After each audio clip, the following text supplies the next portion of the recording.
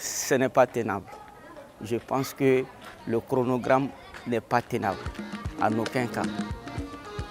Les conditions ne sont pas encore réunies pour mettre en exécution le chronogramme actuel. Il faut opérationnaliser l'EJ, il faut renouveler la liste des électeurs.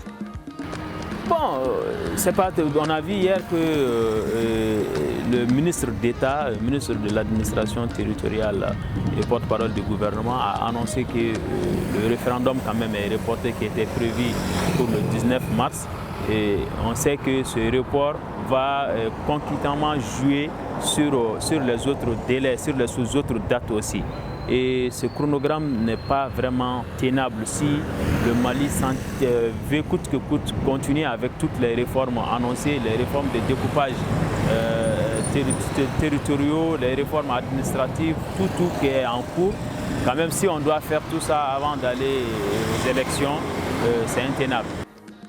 Bon, le chronogramme des élections de transition, je crois en leur bonne foi.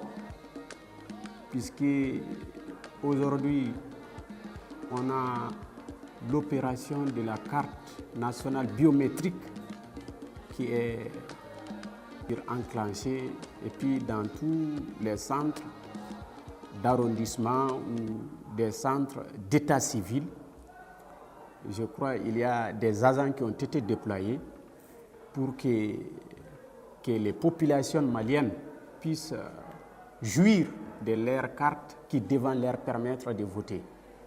Première caractéristique. Deuxièmement, nous avons l'EJ, l'autorité indépendante de gestion des élections. Il faut aussi parler des forces armées qui sont en train et de sécurité qui sont en train de faire des excellents travail et qui côtoient la mort nuit et jour pour sécuriser les personnes et leurs biens pour que ces élections-là puissent se tenir en bonne et due forme.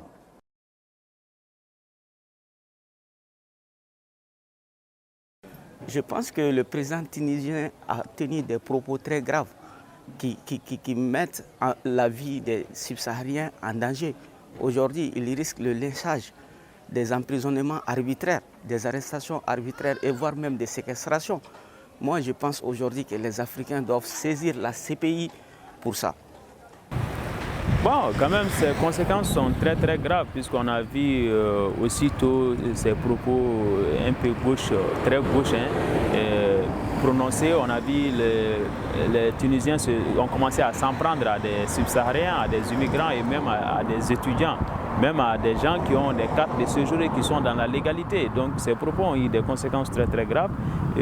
D'abord sur les subsahariens aussi, ça a eu aussi des impacts très négatifs aujourd'hui sur la Tunisie, avec la suspension des relations avec la Banque mondiale, des réactions aussi de certains États africains, et aussi le retour quand même de beaucoup de touristes. On a vu que des touristes médicaux et aussi des étudiants ont commencé à retourner à leur pays. C'est aberrant et c'est apeurant puisque nous sommes tous des Africains. Je crois qu'il n'y a pas un Africain, disons plutôt noir, blanc,